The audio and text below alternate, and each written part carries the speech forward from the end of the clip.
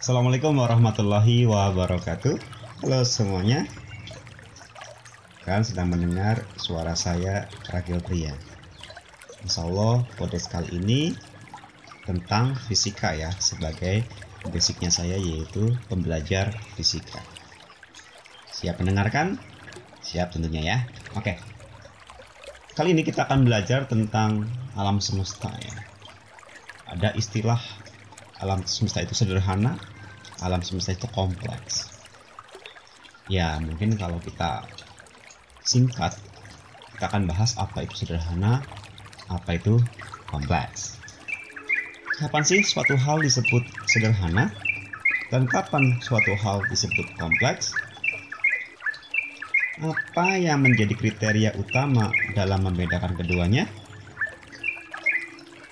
Apa yang merupakan elemen paling sederhana di dunia ini?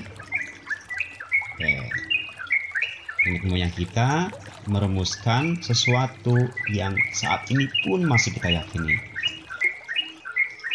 Menurut mereka, hanya ada 4 unsur atau elemen yang paling sederhana dan menjadi dasar yang menyusun dunia kita ini.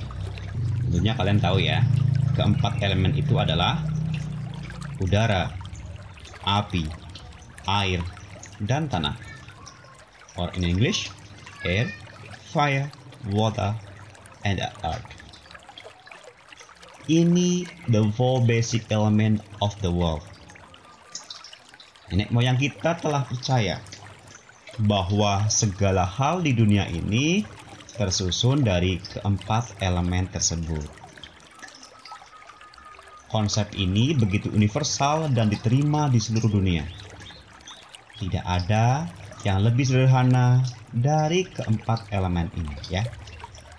Bahkan sampai saat ini pun kita masih menganggap bahwa keempatnya merupakan elemen-elemen terpenting yang menyusun bumi ini. Akan tetapi yang namanya dunia gitu ya kan berkembang ya, seperti itu ya. Seiring dengan berjalannya waktu dan tentunya berkembangnya ilmu pengetahuan, manusia mulai menemukan bahwa keempat elemen dasar tersebut ternyata bukan merupakan elemen yang paling dasar. Manusia tetap meyakini bahwa udara, api, air, dan apa tadi, tanah ya, merupakan unsur-unsur yang paling penting bagi bumi ini. Akan tetapi sekarang ini mereka juga sadar bahwa semua elemen dasar tersebut masih tersusun lagi dari bagian-bagian kecil yang tidak dapat dilihat oleh mata telanjang ya, seperti ini.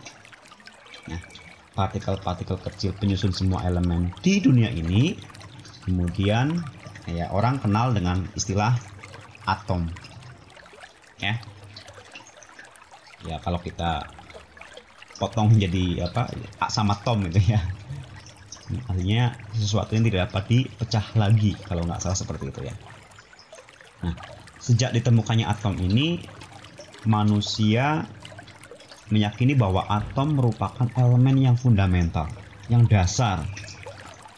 Ini berarti bahwa tidak ada yang lebih kecil dan lebih sederhana dari atom. Sampai akhirnya pada tahun berapa ya? 1900-an gitu ya. Manusia itu masih meyakini bahwa atom itu bola-bola kecil tunggal yang tidak tersusun dari partikel-partikel lain yang lebih kecil. Ini sampai tahun 1900-an ya. Ingat, ilmu pengetahuan terus berkembang. Kebenaran dalam sains itu nggak mutlak juga ya. Selama ada kebenaran baru yang dapat terbuktikan, ya mungkin kebenaran lama bisa jadi nggak berlaku lagi kayak gitu ya. Oke, kita lanjut lagi nih. Ilmu pengetahuan terus berkembang dan akhirnya menemukan fakta baru nih yang lebih mengejutkan lagi. Ternyata atom itu bukanlah yang terkecil. Atom bukan yang terkecil. Ternyata semua atom tersusun dari inti atom yang dikelilingi oleh awan elektron. Belakangan ini ilmu pengetahuan yang terus berkembang pesat ternyata juga berhasil membuka rahasia inti, ya, berhasil membuka rahasia inti atom. Dan ternyata masih tersusun lagi oleh partikel-partikel yang lebih kecil. Nah, partikel-partikel apa saja itu?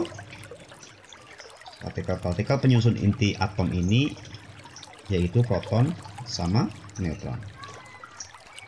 Penemuan yang menggambarkan ini sekali lagi mengubah kepercayaan masyarakat yang sebelumnya meyakini bahwa atom merupakan partikel yang fundamental.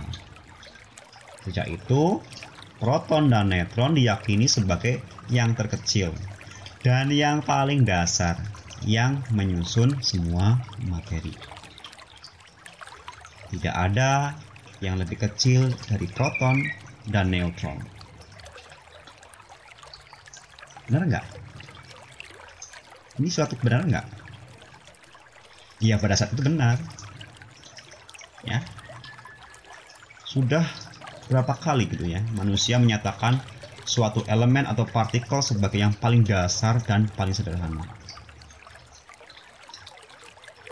Sudah berapa kali juga manusia membuktikan ternyata ada yang lebih kecil lagi.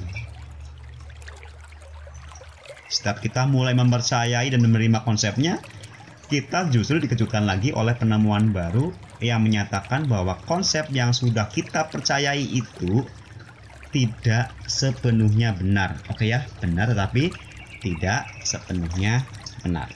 Ingat, tadi saya pernah menyampaikan ya, bahwa kebenaran dalam sains itu tidak mutlak.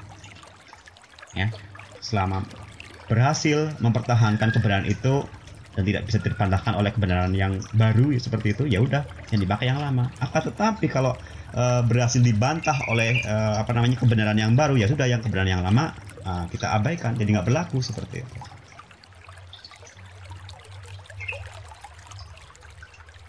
Nah, benar saja. Ternyata proton dan neutron bukan yang fundamental, yang tanpa struktur seperti itu ya. Teknologi itu semakin canggih, berhasil membedah proton dan neutron, kemudian menemukan partikel-partikel penyusunnya. Partikel-partikel penyusun proton dan neutron ini dikenal orang, ya fisikawan gitu ya, atau saintis seperti itu, sebagai namanya quarks ya.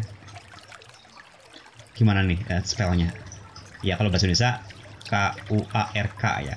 Kalau bahasa Inggris ya Q-U-A-R-K-S ya, seperti itu. Quark. Nah, menurut teori model standar, dunia atau alam semesta ini tersusun dari quark. Ada satu lagi, lepton ya. Artinya apa?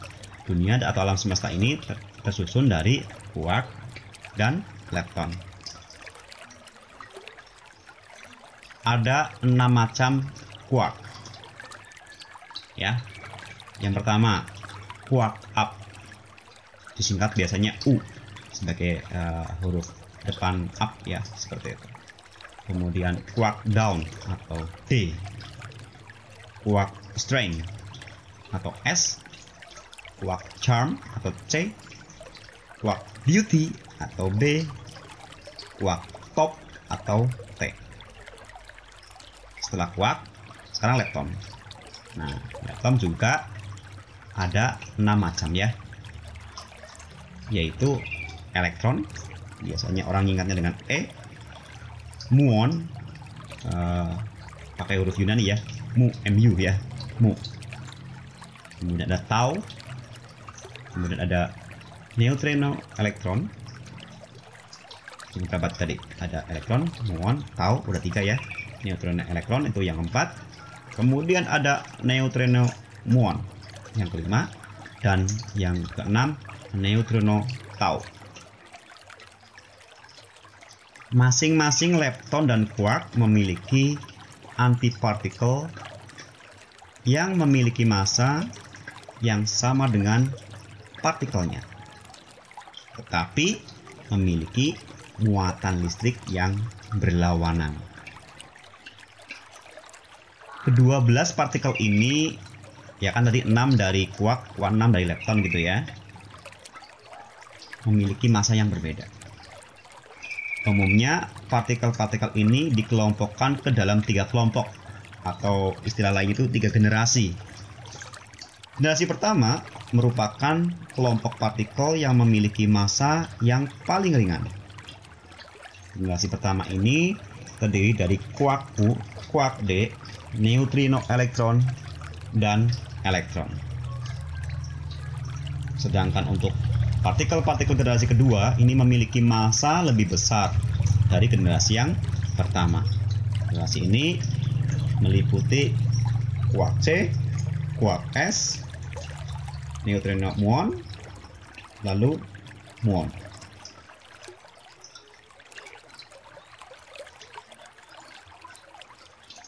Sekarang kita ke generasi ketiga ya. Generasi ketiga itu merupakan kelompok yang tentunya memiliki massa yang paling besar. Partikel-partikel yang termasuk generasi ketiga itu ya sisanya tadi. Berarti ada quark T, quark B, neutrino tau, dan tau. Partikel-partikel di generasi pertama merupakan partikel-partikel yang stabil ya karena ringannya tadi itu. Partikel generasi pertama inilah yang menyusun benda-benda yang teramati. Lalu untuk partikel-partikel generasi kedua dan ketiga ini merupakan partikel-partikel yang tidak stabil ya. Partikel-partikel ini akan meluruh ya. Karena berkurang, meluruh itu berkurang ya, dalam waktu singkat dan menjadi partikel generasi pertama. Menurut teori model standar quark memiliki muatan lain selain muatan listrik. Muatan lain ini adalah yang muatan yang disebut sebagai color ya. Quark selalu ditemukan berpasangan dalam kelompok partikel yang dinamakan meson. Yaitu terdiri dari quark dan anti-quark. Lalu ada yang namanya baryon. Ini terdiri dari 3 quark. Ini berbeda dengan lepton yang dapat berdiri sendiri atau tidak berpasangan. Muatan color ya pada quark ini merupakan salah satu penyebab karakteristik ini. Lantas, apakah penemuan quark menandai bahwa kita sudah sampai di akhir perjalanan pencarian dari partikel dasar, partikel fundamental yang nggak bisa dipecah-pecah lagi? Apa inikah sudah benar-benar partikel fundamental gitu ya, yang selama ini kita cari-cari? Atau justru masih ada lagi partikel lain yang lebih kecil dan menjadi penyusunnya quark ini? Kalau iya, saat ini kita masih belum menemukan partikel tersebut. Kita masih belum bisa membuktikan keberadaannya. Jadi, untuk sementara, ya kita menerima dan meyakini konsep bahwa quark merupakan yang paling sederhana. Sampai kapan? Sampai ada yang berhasil menemukan kalau quark tersebut tersusun dari partikel-partikel yang lebih fundamental lagi. Oke. Dan sekarang manusia telah menemukan the four basic element ya. Dan ternyata bukanlah merupakan yang paling basic. Terjadi banyak perubahan dalam kehidupan manusia kini kan, dengan berkembangnya ilmu pengetahuan dan teknologi. Begitu pula saat ilmu pengetahuan berhasil menguak bagian-bagian penyusun atom ya. Banyak teknologi canggih yang tercipta akibat penemuan elemen-elemen kecil dan sederhana ini. Teknologi pun semakin maju dan terkesan semakin kompleks saat ditemukannya quark. Semakin kecil partikel yang berhasil ditemukan, semakin hebat perkembangan teknologi yang bisa dicapai. Ini berarti semakin kecil ukuran partikel, semakin besar dampaknya bagi kehidupan manusia. Semakin kecil partikel, semakin kompleks teknologi yang dapat dilahirkan. Segala sesuatu yang besar selalu berasal dari sesuatu yang kecil dan tentunya sederhana. Ternyata sesuatu yang begitu kecil dan sederhana ini dapat mengakibatkan efek yang besar dan dahsyat. Ya, seperti ungkapan kecil-kecil cabai rawit gitu ya. Sesuatu yang berukuran mikro justru dapat memberi dampak makro. Sesuatu yang sederhana menciptakan sesuatu yang kompleks.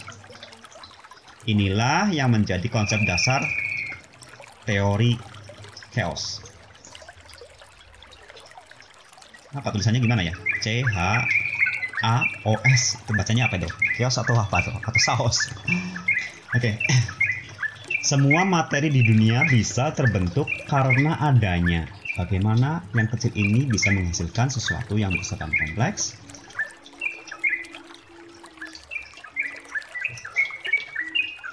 Oke. Quark dan lepton berkumpul dan saling berinteraksi sehingga terbentuk proton dan neutron. Proton dan neutron ini kemudian saling tersusun lagi dengan berbagai aturan sehingga terbentuk atom-atom yang berbeda-beda. Atom-atom ini kemudian saling berinteraksi lagi sehingga terbentuk berbagai ikatan. Kalau di kimia kita belajar ada yang namanya ikatan ionik, ada yang namanya ikatan kovalen. Ya, yang melahirkan molekul-molekul.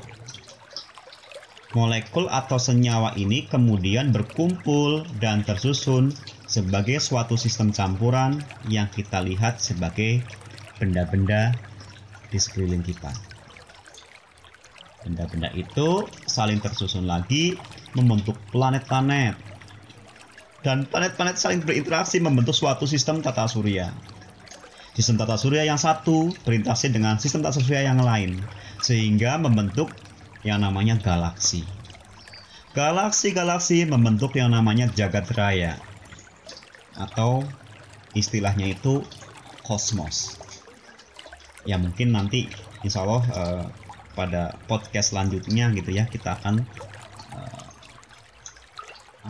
dongeng mungkin ya tentang yang namanya kosmos ya atau alam semesta atau jagat raya. Coba bayangkan saja ya. Semua yang kompleks ini diawali oleh partikel-partikel yang sampai saat ini yakni terkecil yaitu tadi ada lepton ya.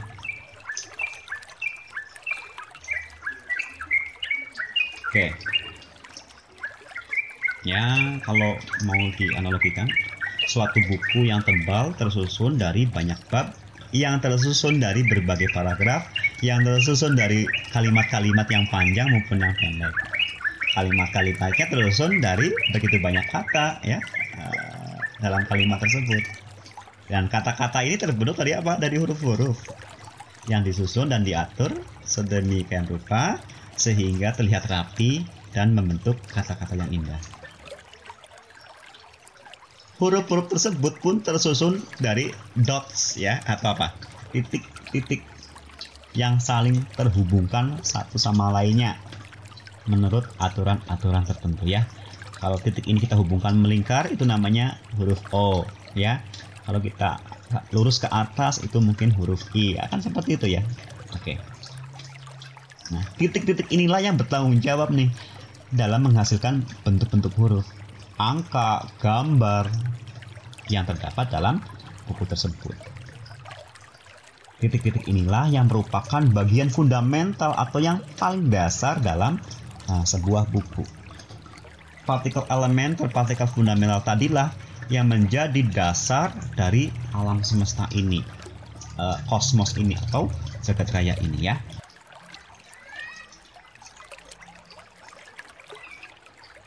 Sistem yang terlihat kompleks itu sebenarnya melibatkan suatu keteraturan atau regularity dalam ketidakteraturan atau irregularity ya. Segala hal di dunia ini mematuhi suatu aturan tertentu. Aturan-aturan itulah yang bertanggung jawab dalam membentuk sistem yang besar dan kompleks. Aturan-aturan ini melibatkan hukum-hukum yang sederhana. Inilah yang menjadi inti dalam fisika. Fisika selalu berusaha untuk menjelaskan segala sesuatu yang kompleks menggunakan aturan-aturan yang sederhana. Ya, dalam bahasa Inggrisnya apa ya? Simple laws with complex behavior.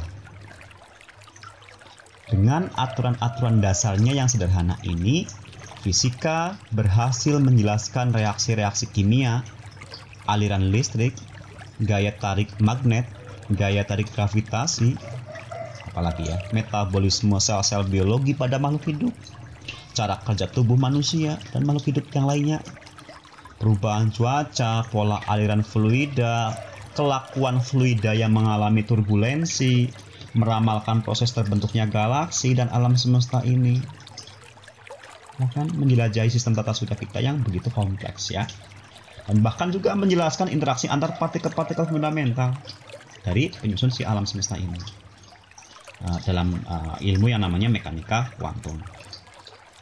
Semuanya berasal dari teori-teori yang membeberkan aturan-aturan sederhana yang dikemukakan oleh para fisikawan besar dunia ya. Kalau saya hanya pemerhati atau penikmat fisika saja ya, pembelajar fisika ya gitu. Ingin mencoba bercerita ke kalian. Siapa itu fisikawan besar? Ya, ada Newton ya, ada Bohr, ada Einstein, dan tentunya masih banyak lagi yang lainnya ya. Bohr itu ada namanya teori atom. Newton ada 3 hukum geraknya ya, hukum Newton 1, hukum Newton 2, hukum Newton 3. Bahkan di matematika juga Newton ngasih kontribusi nih. Einstein memang terkenalnya teori relativitas, tetapi tidak hanya teori relativitas yang telah ditelurkan oleh Bapak Einstein ini. Oke. Sewaktu kita mulai memanfaatkan fisika dalam usaha memahami dunia ini gitu ya, kita itu sebenarnya hanya menggabungkan aturan-aturan sederhana yang semuanya saling berikatan menghasilkan sistem yang kompleks. Ini sama seperti bermain Lego ya.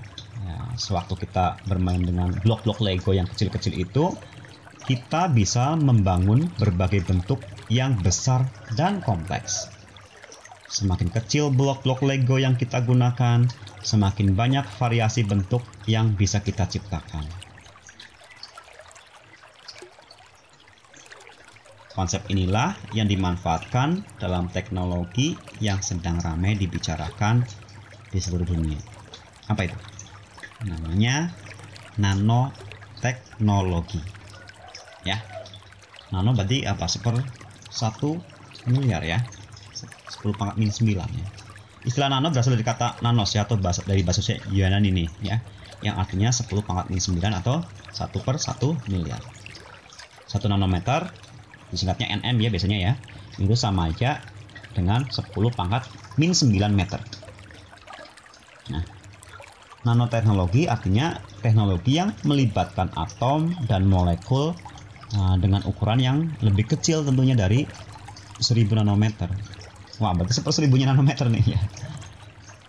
Oke, ya itu berarti ukurannya bisa mencapai 100.000 kali lebih kecil dari diameter sehelai rambut manusia tuh. Bayangkan, sehelai rambut manusia itu kan udah kecil, tapi ini dibagi lagi 100.000 coba ya. 1/100.000-nya sehelai rambut manusia. Itu yang sedang ramai dibicarakan di seluruh dunia ya, yang namanya nanoteknologi. Dan sebenarnya kita sudah menikmatinya ya dalam teknologi, hasil teknologinya seperti itu. 1/100.000-nya apa itu tadi, sehelai rambut ya. Ini super kecil, super mungil ya. Oke. karakteristik dari semua benda itu sangat bergantung pada susunan atom-atomnya.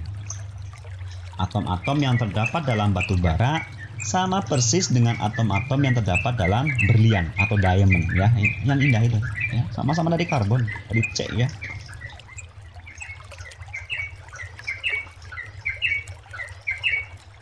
Oke. Yang berbeda adalah penyusunan strukturnya. Ya, kalau kita belajar kimia ya. Apa itu struktur? Yaitu aturan yang menentukan interaksi antar partikel-partikel penyusunnya saja, ya, seperti itu. Oke. Atom-atom dalam partikel pasir sangat mirip dengan atom-atom dalam chip komputer yang canggih. Bahkan atom-atom penyusun air, udara, dan partikel debu sebenarnya sama dengan atom-atom dalam sebuah kentang. Mungkin ya ada C-nya ya, mungkin ada H-nya, seperti itu, ada O-nya. Sedikit saja susunan struktur atom dirubah gitu ya, maka karakteristik suatu benda bisa berubah drastis. Nah, ini konsep utama dalam dunia nanoteknologi ya. Dengan nanoteknologi, batu bara dan grafit dapat kita susun ulang atom-atomnya sehingga menjadi berlian yang berkilau indah. Bayangkan kita bisa namanya merekayasa atom ya. Semua yang dilakukan dalam nanoteknologi adalah mengutak-atik partikel-partikel fundamental yang sangat kecil dan sederhana tadi. Hasil utak-atik itu merupakan sistem yang kompleks, yang sangat besar dan sangat memengaruhi kehidupan. Apa yang merupakan sistem paling kompleks di dunia ini? Mungkin satu hal yang sampai sekarang masih belum bisa dimengerti oleh manusia ya. Apa coba? Otak manusia. Otak manusia merupakan komputer canggih nih. Oke deh, tercanggih gitu ya, yang tidak mungkin bisa ditandingi oleh komputer manapun yang dibuat oleh manusia. Lah ya, komputer itu juga manusia, si otaknya miliknya manusia ya. Si ini komputer ini kan ya, tentunya otaknya manusia tuh yang paling canggih daripada si komputernya. Mungkin selama ini kita jarang memperhatikan betapa kompleksnya otak yang menjadi penentu setiap gerak-gerik dan tindakan kita sehari-hari. Entah kita sedang sadar maupun dalam keadaan tidak sadar, yaitu misalkan lagi tidur gitu ya. Seperti itu. Saat kita melihat cahaya terang yang menyilaukan, secara otomatis kita akan memicingkan mata gitu ya, atau akan ya merem gitu ya. Konsepnya kan sederhana ya. Sinar yang terang itu dapat menyakiti dan merusak mata kita, sehingga kita harus melindungi mata kita dengan cara memicingkan mata.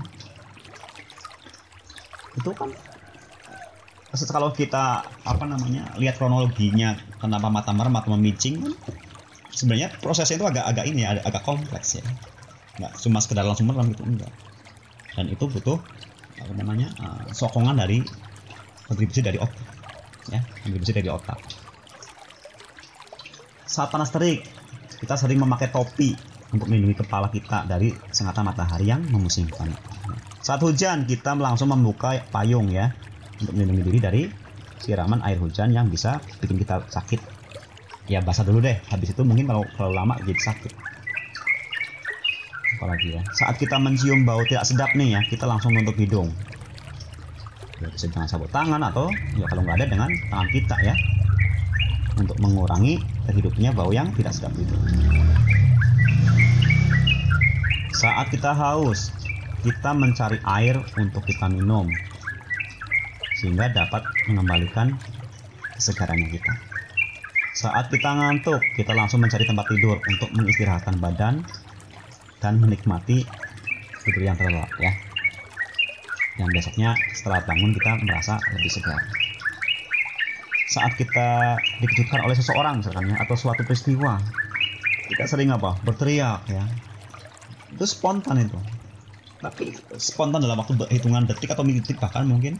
Itu kronologinya itu kompleks yang diatur oleh si otak ini. Ya makanya tadi dibilang bahwa otak manusia itu sesuatu hal yang masih belum bisa dimengerti ya. oleh kita sendiri, oleh manusia itu sendiri, seperti itu. Saat kita sedih, kita menunjukkan air mata, ya. Saat kita mendengar suatu apa ya, misalkan kecandaan, guruan, atau lelucon, pasti kita akan tertawa ya. Itu otak juga. Semua kejadian-kejadian yang sederhana ini, ya, yang mungkin berlangsung tanpa kita sadari, ya, kita itu seolah-olah seperti apa ya? Seperti sudah terprogram atau diprogram untuk melakukan itu semua. Ya. Tetapi gini, apakah benar ya bahwa semuanya ini sederhana, sesimpel itu? Jadi saya di tengah-tengah itu kan nyinggung ya bahwa ini sebenarnya kronologinya kan kompleks, nggak sederhana ya. Saat kita sedih, otak kita melakukan serangkaian pekerjaan yang sangat kompleks. Di mata kita ada kelenjar air mata, ya, kemudian kelenjar yang paling besar ini namanya apa ya? Saya lupa nih. Lakrimal lah, kalau nggak salah itu lakrimal namanya. Yang tugas itu memproduksi air mata.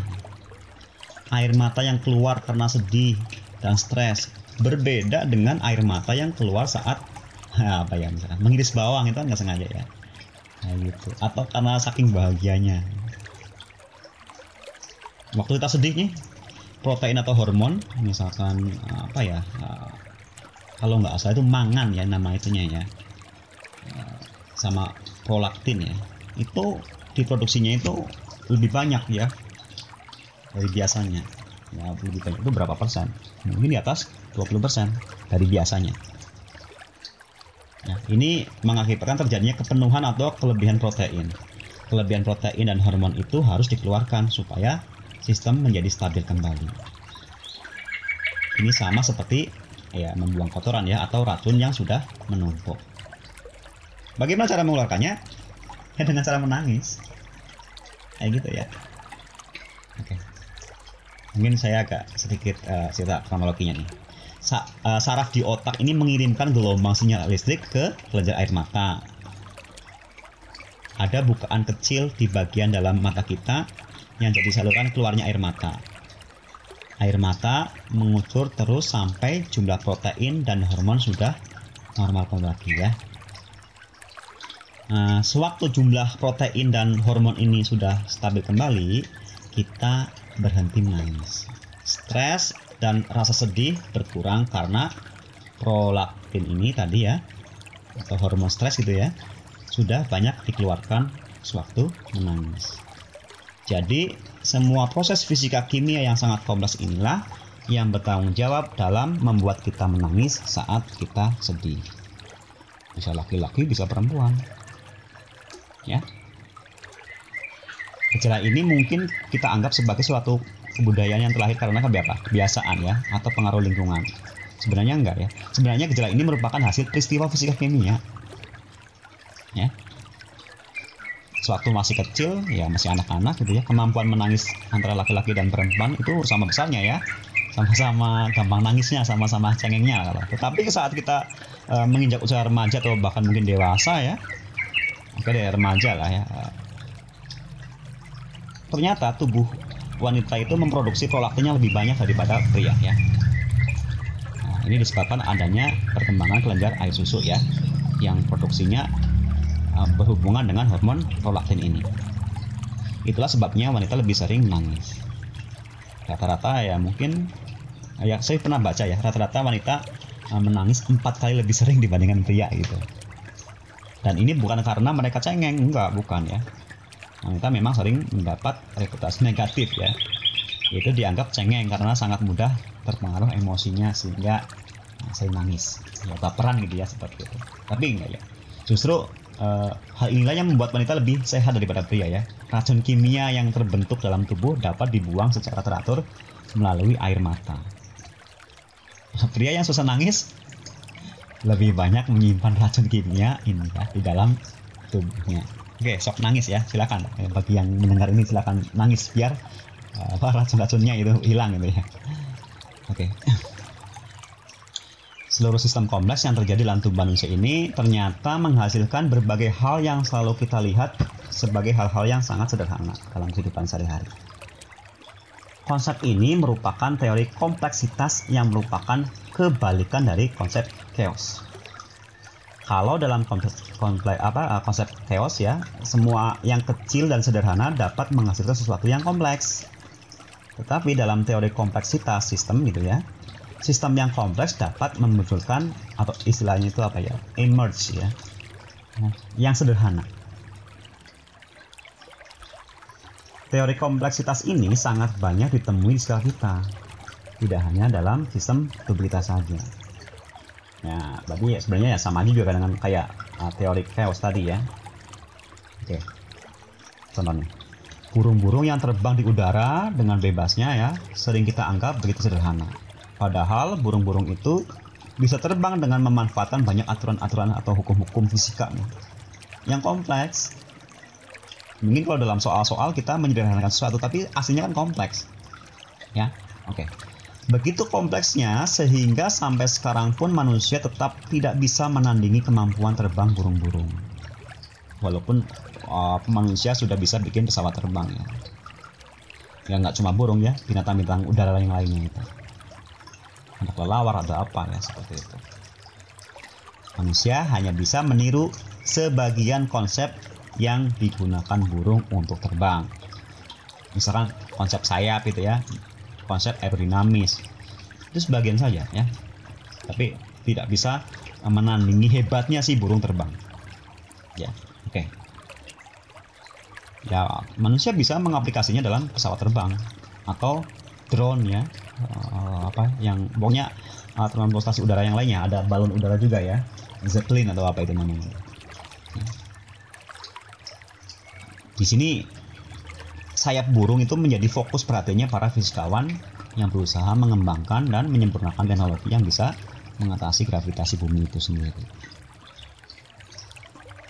Oke.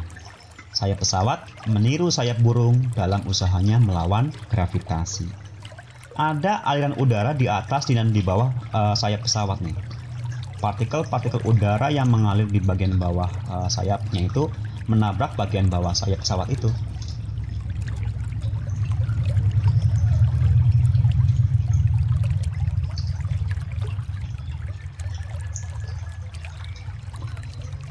Partikel-partikel udara yang mengalir di bagian bawah sayap menabrak bagian bawah sayap pesawat itu.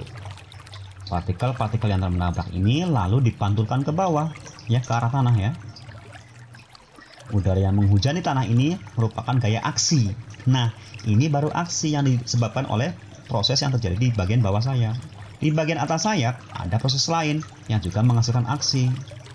Hukum-hukum yang dihasilkan oleh Bernoulli sama Coanda ya namanya, kalau nggak salah, saya lupa nih kalau Coanda kan nggak begitu ini ya.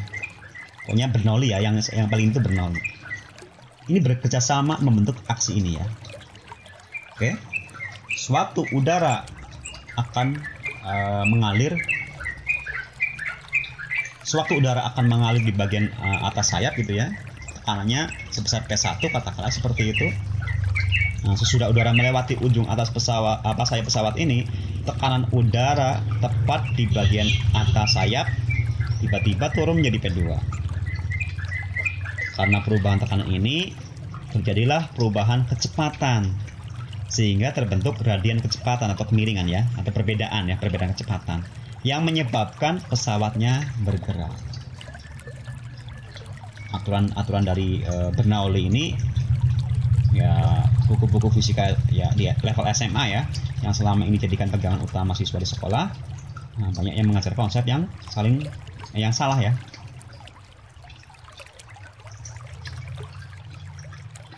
Buku-buku fisika SMA atau level SMA yang selama ini diajarkan sebagai pegangan utama di sekolah-sekolah itu kayaknya itu menurut saya masih mengajar konsep yang salah tentang aplikasi hukum Bernoulli itu. Dalam buku-buku disebutkan ya, atau dijelaskan bahwa bagian atas dan bawah sayap mengalami perbedaan tekanan karena adanya perbedaan kecepatan yang disebabkan oleh perbedaan panjang lintasan yang harus dilalui, gitu kan ya. Sayap pesawat biasanya dibuat melengkung sehingga lintasan bagian atas lebih panjang dari lintasan bagian bawah.